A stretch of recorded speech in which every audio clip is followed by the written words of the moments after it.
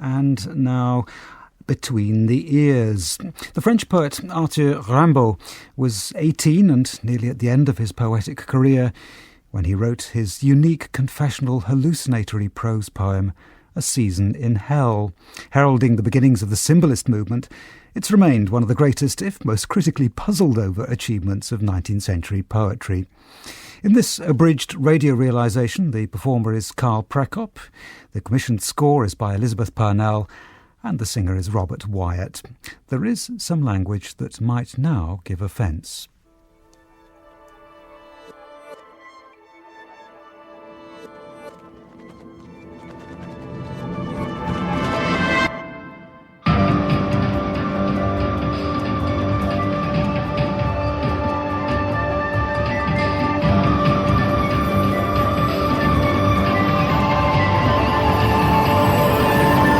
Once, if I recall correctly, my life was a banquet. Every wine flowed, all hearts were open. One night, I settled beauty on my knee and found her bitter. And I insulted her! I armed myself against justice. I fled, you sorcerers, and you misery and hatred. I placed my treasure in your hands. I succeeded in driving all hope from my mind. With the stealth of beasts, I leapt on every happiness and wrung its neck. I summoned executioners so I could bite on the butts of their rifles in my death throes. I invoked plagues to choke myself on sand, on blood. Despair has been my god. I've lain head to toe in the mud. I've dried out in the crime-ridden air. I've run rings around madness, and spring has brought me the hideous laugh of the idiot.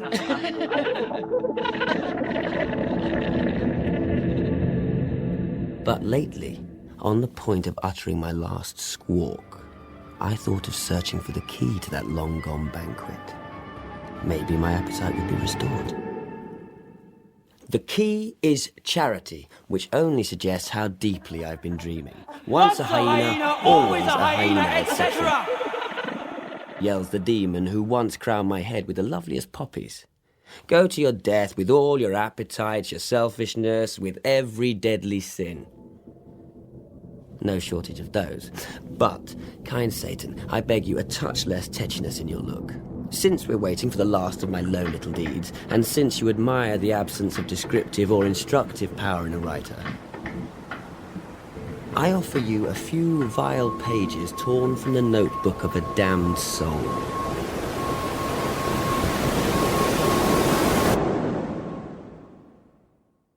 Bad blood.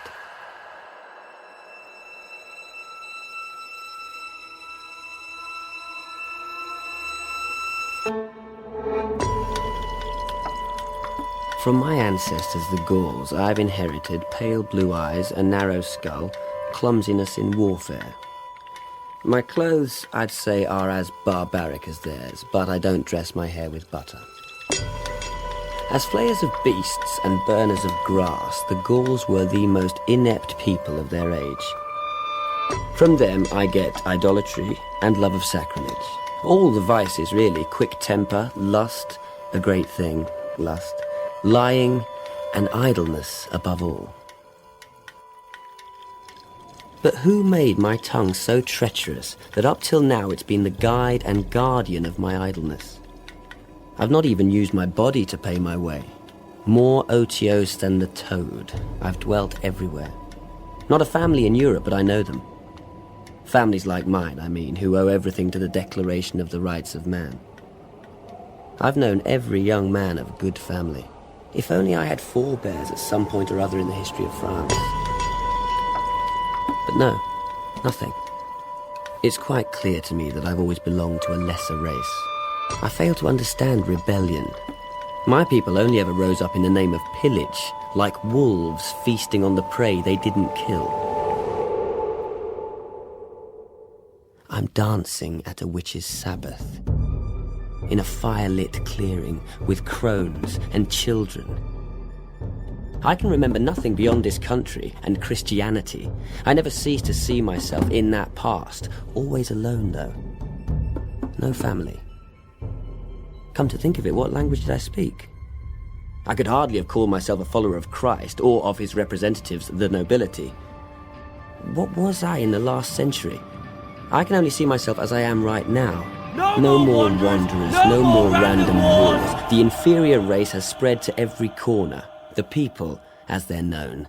Reason, the nation, science. Ah, yes, science. Everything's been reassigned. For the body and the soul, the Eucharist, we now have medicine and philosophy. Old wives' tales and rearranged folk songs, and instead of the diversions of royalty, the entertainments forbidden by princes, geography, cosmography, mechanics, chemistry, science, the new aristocracy, progress. The world marches forward. It could just as easily be turning, too. Numbers, that's the mission now. We're moving towards the spirit. What I'm saying is prophetic and entirely true. I've grasped it, yet I'm incapable of explaining myself in anything but paganisms. I'd sooner hold my peace. Pagan blood returns. The spirit is near. Why will Christ not come to my aid, covering my soul with nobility and freedom? Too bad. The gospel's over and done with. The gospel. I'm avid for God. Since the beginning of time, I've belonged to a lesser race. And here I am on the shoreline of Brittany. Let the lights go on in the cities at dusk. My day is done. I'm leaving Europe. The sea air will burn my lungs. God-forsaken climes will char my skin. I'll swim, trudge the grass underfoot. I'll hunt. Above all, I'll smoke. Drink liquors as fierce as molten metal, like my dear ancestors around their fires. I shall return with limbs of iron, dark skin, a furious aspect. From my mask, I'll be thought to belong to a mighty race. I shall have gold. I'll be slothful and brutal, the ferocious invalid back from the tropics, fussed around by women. I'll be embroiled in politics. Saved. Right now, I'm damned. My country appalls me. The best course of action, drink myself comatose and sleep it off on the beach. All right then. The slog, the backpack, the desert, tedium and anger. Who shall I sign up with? Which brute shall I worship? What holy images shall I desecrate? Whose hearts shall I break? What lie shall I espouse? Whose blood shall I trample? Ah, but I'm so desolate. I'll dedicate my drive for perfection to the first divine image that happens along. What self-denial? What consummate charity? Still stuck here, even so. De profundis domine. How foolish can you get? My eyes are shut against your light. I'm an animal, a nigger, but I can be saved. You people are all covert niggers, maniacs, savages, misers. This nation runs on ague and cancer. The sick and the elderly fawn and beg to be boiled alive. On a continent where madness prowls in search of hostages for all these woeful characters, the smartest way is out. I shall enter the true kingdom of the sons of Ham. Have I begun to understand nature? Do I know myself? No more words! No more words. I shall wall up the dead in my stomach. Whooping and drumming. Dance, dance, dance, dance. I haven't yet foreseen the moment when the whites come ashore and I'm pitched into nothingness. Hunger, thirst, whooping and dance, dance, dance. The whites are landing, cannon rounds. Next stop, baptism, shirts and trousers, work. A coup de grace, through the heart. I hadn't reckoned on that. Reason dawns on me. The world is good. I shall bless life. I shall love my neighbour. These are no longer childhood vows, nor a trick to escape old age and death. God is my strength, and God I praise. I've said the word, God. I want freedom through salvation. How shall I attain it? I've lost the taste for frivolity. No need any more for devotion or divine love. I harbour no longings for the age of the sensitive soul. Contempt and charity, each is proper in its way. I cling to my place at the top on the angelic ladder of good sense.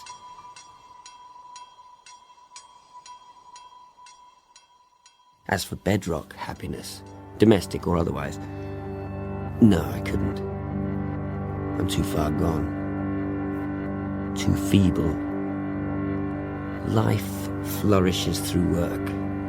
An old truth. But my own life lacks weight.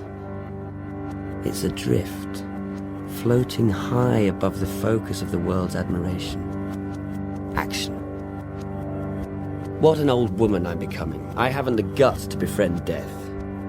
The farce goes on. I could weep at my gullibility. Living is a farce. We all play a part. Enough. Now for the punishment. Forward march!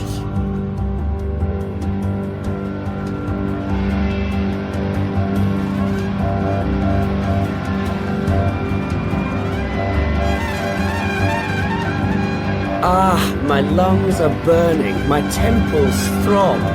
Darkness reels in my eyes in spite of this sun.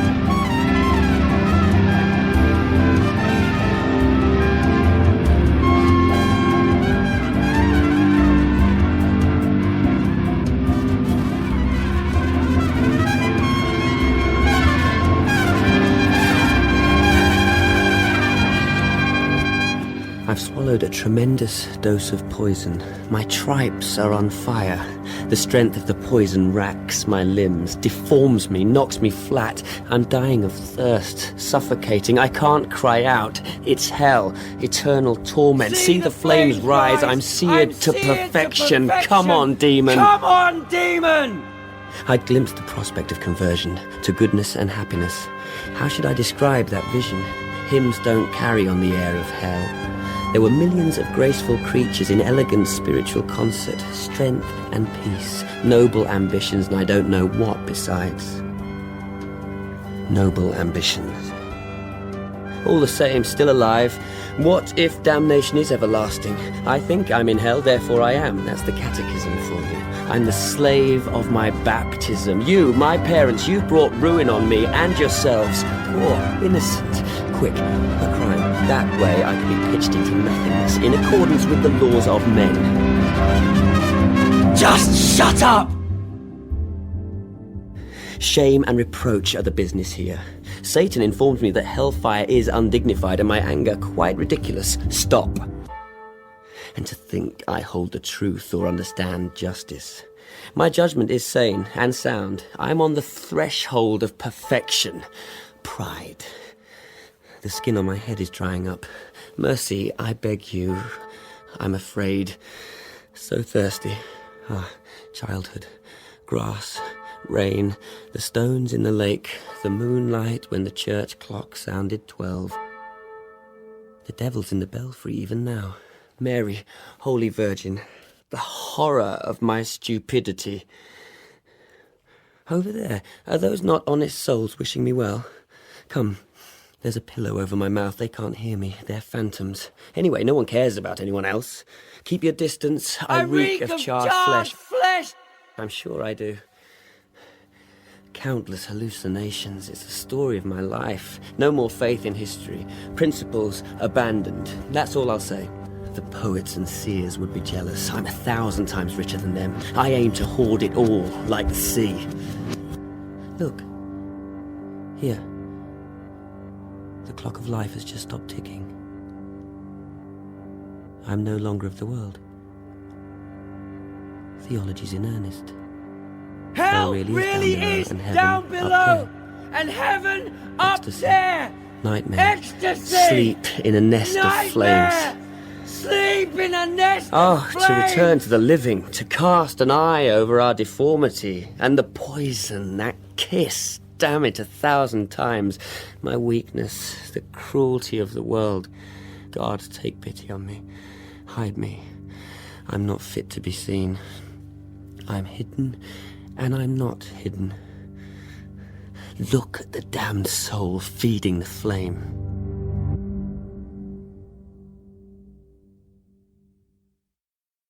Alchemy of the word. One of my insanities, an audit. I had long boasted how the key to every conceivable scene was in my hands. I found the big names in modern painting and poetry quite laughable. I liked idiotic paintings, motifs over doorways, stage sets, mummers' backdrops, inn signs, popular colour prints, unfashionable literature, church Latin, erotic books with poor spelling, the novels our grandmothers read, fairy tales, small books for children, old operas, nonsensical refrains, galumphing rhythms. I dreamed of crusades, voyages of discovery that were never recorded, republics with no history, suppressed wars of religion, revolutions in manners, a ferment of races and continents. I believed in each and every form of magic. I invented colours for the vowels. A, black. E, white. I, red. O, blue. U, green.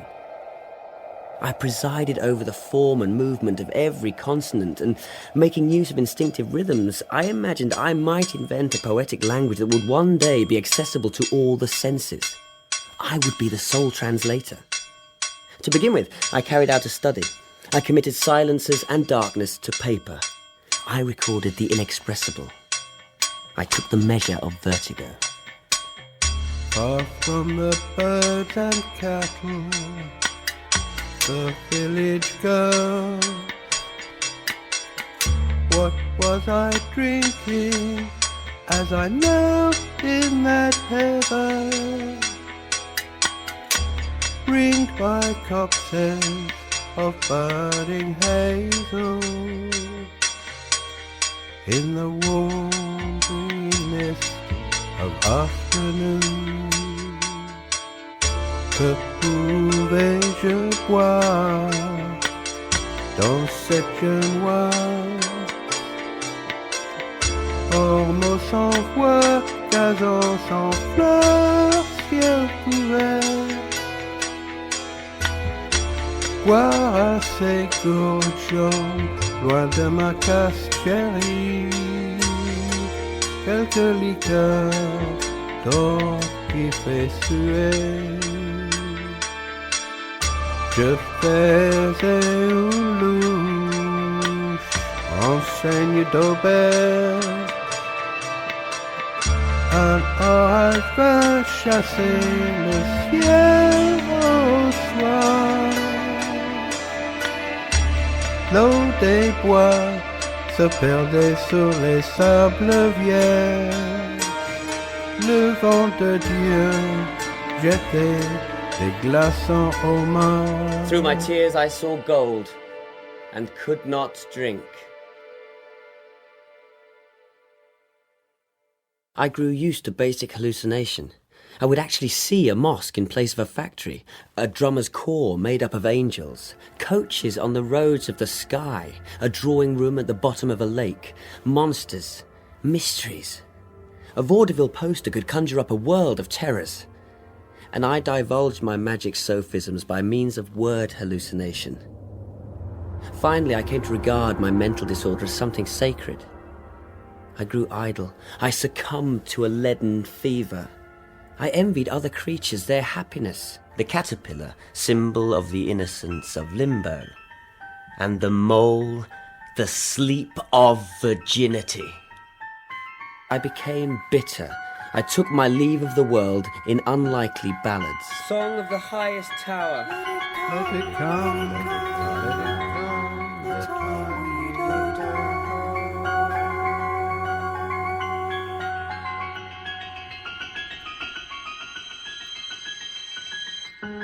J'ai tant fait patience qu'à jamais j'oublie crainte et souffrance.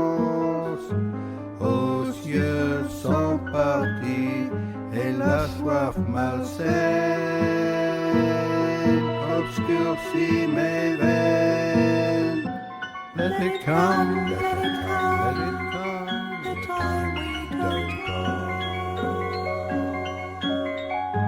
Tel la prairie à l'oubli livré, grandit et fleurit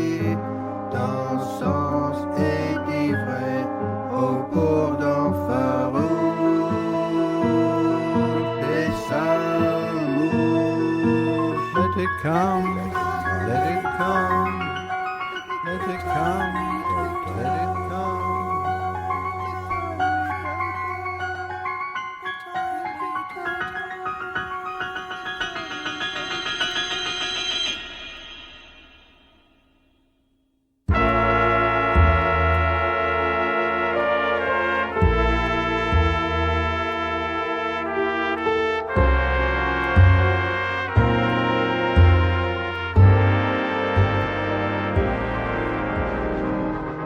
I became a fabulous opera. I saw that all creatures are driven to happiness. Action isn't life, but a way of running down one's strength, a strain on the nerves. Morality is a weakness of the brain. To every being, it seemed to me, several other lives were due. Here's a gentleman who doesn't know what he's doing. He's an angel. Here's a family that's really a litter of dogs. In the company of several men, I conversed aloud with a moment of one of their other lives. That's how I came to fall for a pig. Not one of the sophistries of madness, the kind of madness that gets you put away, did I omit to study. I've got them all off. I could recite the lot. My health was at risk. Terror was closing in. I fell into comas that lasted for days, and when I woke, I continued dreaming the saddest dreams. I was fit for death. My weakness led along dangerous routes to the ends of the earth. I had to travel to shake off the enchantments massing on my brain. Above the sea, which I loved as though it could cleanse me of some defilement, I saw the cross of consolations rise. I had been damned by the rainbow. Happiness was my lot, my remorse, my worm. My life would always be too vast to devote to strength and beauty. Happiness, its bite so deathly sweet, alerted me at cockcrow, ad matutinum, at the Christus Venit, in the darkest of cities.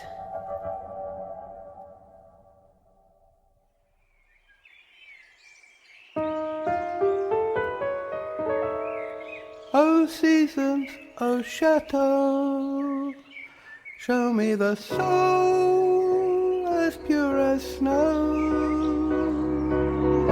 I've learned the magic spell of happiness, which no one withstands. I toast it with every crow of the Gallic cockcrow.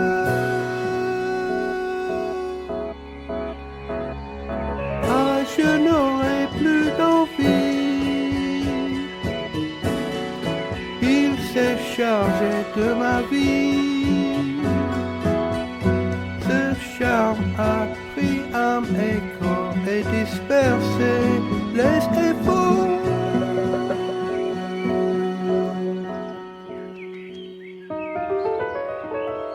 Aux saisons, au château. We die in the moment of its dark farewell. O seasons, O châteaux. But all that's finished. As for beauty, I know how to wish it a good day. Ah, that life, the life of my childhood. The open road in all weathers, uncannily sober, more self-effacing than the finest beggar. Proud to have no country, no friends. What junk it all was, and I've only just realised. I was so right to scorn those simple souls who couldn't resist the chance of a fling. Parasites on the cleanliness and health of our women, in these days when men and women are deeply at odds. Right, too, to have scorned so much else. Because I'm about to disappear. To give you all the slip.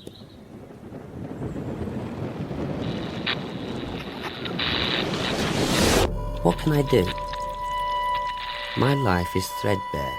Come on then, let's fake it.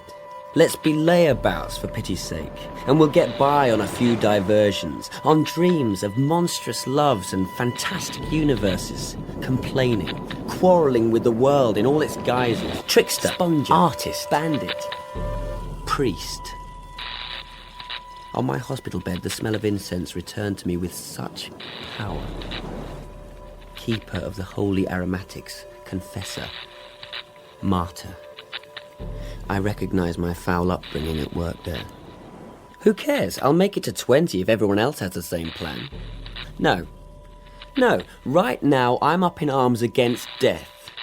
Work is too trifling for my kind of pride. The torture of betraying myself to the world would be too brief. At the last moment, I'd lash out in all directions.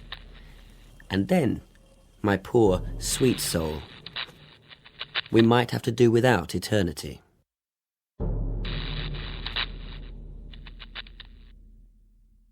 Adieu. Autumn. Our ship rises through the inert mists and swings towards the harbour of poverty, the enormous city with its fire-raked, filth-stained skies. The putrid rags, the bread soaked with rain, the drunkenness, the 1,000 loves that have crucified me. Will she never relent, this ghoul queen of 1,000,000 dead in body and soul? They will be judged. I remember my skin gnawed by dirt and plague, worms seething in my hair and armpits, still bigger worms in my heart. Laid out beside the nameless ones who have no age, no feeling, I could have died there, insufferable thought. I abhor poverty, and I dread winter, season of snugness. Sometimes in the sky, I see endless beaches crowded with ecstatic white nations. Above me, the multicoloured pennants of a great golden ship flutter in the morning breeze. I created every festival, every triumph, every drama. I tried to invent new flowers, new stars, new bodies, new tongues. I thought I had acquired supernatural powers. Well, now I must bury my imagination and my memories. So much for my fame as an artist and storyteller. Me, who took myself for a magus or an angel above mortality. I'm firmly back on the ground, eager for tasks, for the rigours of the real. A peasant. Or am I wrong? Could charity be the sister of death, in my case? Anyhow, I'll beg forgiveness for my feast of lies. Let's go. But there's no helping hand. And where will I turn? The new year is nothing if not hard. Yes. I consider I've won a victory. The gnashing of teeth, the hissing of flames, the pestilential sighs are dwindling. All the squalid memories are fading. My last hankerings are disappearing fast. My envy of beggars and bandits, lovers of death, backward people of all kinds. They'd be damned if I chose to take my revenge. One must be absolutely modern. No hymn singing. Stand the hard-won ground. A testing night. Dried blood smokes on my face and there's nothing at my back but that horrible stunted tree. The battle in the mind is as ferocious as the battle of men. But the vision of justice is for God's eyes only. Yet this is the vigil. Accept every draught of strength and true affection. Then at dawn, armed with a burning patience, we shall enter the cities in all their splendour.